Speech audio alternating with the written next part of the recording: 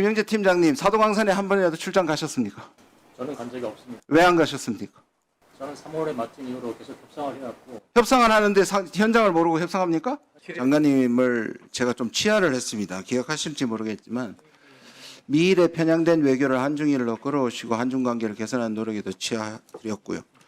그다음에 여러분들이 지적하셨지만 2015년에 장관께서 군함도에 대한 그 부분에 대해서도 치하를 하고 싶고, 그다음 외교부도 이 사도광산에 대해서 지금까지 이 강제동원 이 부분에 대해서 항의 성명까지 냈던 부분을 치하하는데 갑자기 저는 외교부가 쪼그라들었다고 생각합니다. 그 이유는 여러분들이 여러 의원들이 지적하신 뭐 용산의 개입 저도 뭐 증거가 없지만 추론을 합니다. 근데 오늘 장관님의 답변을 보고 좀 실망인데요.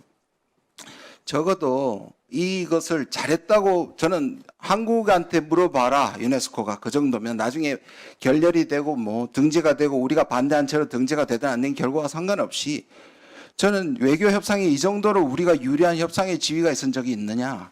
그거에 비해서 강제동원 적시를 못 이끌어냈으니까 미흡하다고 말하는 게 맞다고 생각해요. 그러면 이걸 미흡해서 죄송하다. 앞으로 차후에 보완을 하겠다는 것이 훨씬 더 어떻게 생각하세요?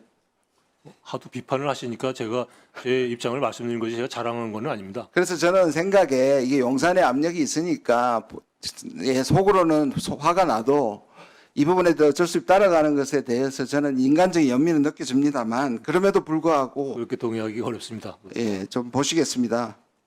한번 장관님, 그 전에 김영재 팀장 지금 나와 계십니까? 네. 예, 누구십니까? 외교부 직원입니다. 예, 근데 본인은 경제관료이고 워싱턴에 계셨고 유네스코와 무슨 관계에서 갑자기 유네스코 TF 팀장이 되셨습니까? 장관님이 추천하셨습니까? 제가 발탁했습니다. 그럼 어떤 이유입니까? 이분이 우리가 납득할 만한 어떤 여기에 협상의 귀재라든지 협상을 지금 잘하는, 분야가 완전히 다른. 협상을 잘하는 동료로 기억을 해서 제가 발탁을 했습니다. 김영재 팀장님, 사도광산에 한 번이라도 출장 가셨습니까? 저는 간 적이 없습니다. 왜 안 가셨습니까?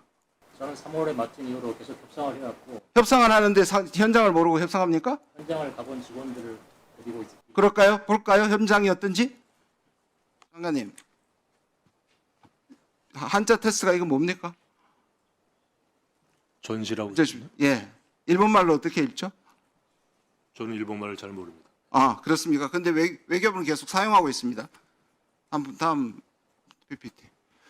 자, 텐지 뮤지엄이라고 외교부가 계속 얘기합니다. 근데 실제 명은 사도금산 전시자료관입니다. 다음. 자, 외교부가 지금 계속 얘기하고는 보십시오. 사도광산 텐지 뮤지엄. 텐지 뮤지엄이라는 곳이 있습니까? 장관님. 저도 그렇게 보고를 받아서 있는 거로 알고 있습니다. 그런 곳은 없습니다. 갱도 입구에 있다고. 김영재 팀장님, 있습니까? 저기 갱도 입구에 있는 방식은 아닙니다. 박물관 아닙니다. 그런데 우린 지금 계속 그것이 마치 박물관인 것처럼 계속 얘기하고 있습니다. 넘어가십시오. 자, 외교부 표결 한번 보십시오. 아까 논란이 되기도 했지만 모든 노동자랑 한국인 노동자를 우리가 바꿔서 부릅니다. 뭐 그거는 맥락 속에서 아까 억울하다고 하셨고요. 그 다음에 텐지 뮤지엄인데 아닙니다. 그 사도금산 갱도 앞에 있는 전시자료관이지 뮤지엄은 아닙니다. 그 다음에 세 번째 더 결정적입니다. 아이카와는 향토박물관인데 우리 외교부가 영어 쓴 거 보십시오. 역사박물관이래요. 이런 왜곡이 어디 있습니까 이거? 그냥 향토박물관이에요. 더 결정적인. 자, 보십시오. 세 군데입니다. 저기 텐지 뮤지엄 없습니다.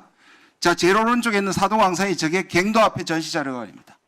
아이카와는 향토박물관. 지금 우리 전시가 돼 있다고 강변하는 정부가 업적이라고 얘기하는. 그리고 키라리움이 밑에 있습니다.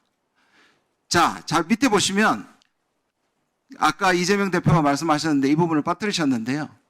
지금 우리 전시가 되는 아이카와 향토박물관은 유네스코 등재 범위입니까? 아닙니까? 아니죠. 기타 자와지구를 아까 제가 드러낸 아니요. 신청 범위에 저게 빠져 있습니다.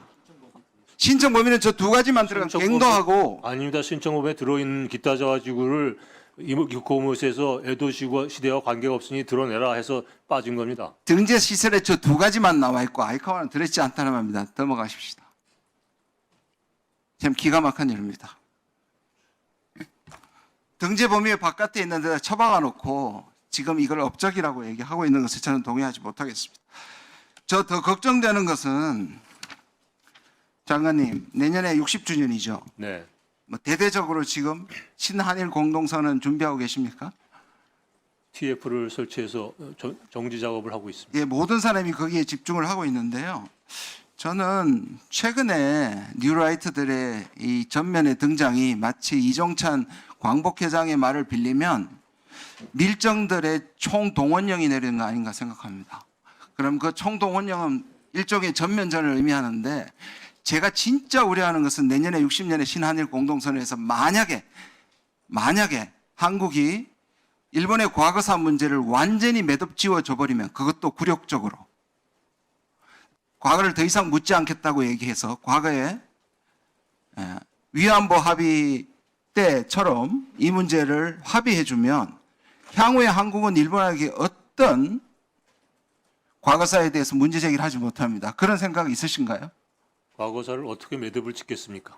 지금 일본한테 많은 것들을 양보하고 계시지 않습니까? 관리하면서 또 따질 것 따지면서 또 미래를 봐야 된다는 얘기예요. 한 가지 분명히 얘기할 게 있습니다. 문재인 정부 때 문재인 정부가 과거사 연결해서 한일 관계를 망가뜨렸다. 이것처럼 왜곡이 없습니다. 왜냐하면 과거의 과거사를 문제를 가지고 우리가 연결시켜서 일본과의 관계를 한 적이 있습니다. 그러나 적어도 문재인 정부 때는 일본의 아베 정권이 과거사와 연결시켰습니다. 무슨 말이냐면 한국이 위안부 합의를 다시 되돌리거나 강제동원을 돌리지 않으면 어떤 한 일보도 전진하지 못했다는 것이 일본입니다. 그럼 지금 정부에 와가지고 문재인 정부를 바로잡는 게 아니라 일본 정부를 바로잡아야 하는데 일본이 원하는 것처럼 우리가 매듭을 풀어줬기 때문에 관계가 개선된 겁니다. 그렇다고 생각하지 않습니까? 제3자 해법이 유일한 해법이기 때문에 그 길을 택하신 거로 저는 이해하고 있습니다. 어떻게 유일한 해법입니까? 이상입니다. 예,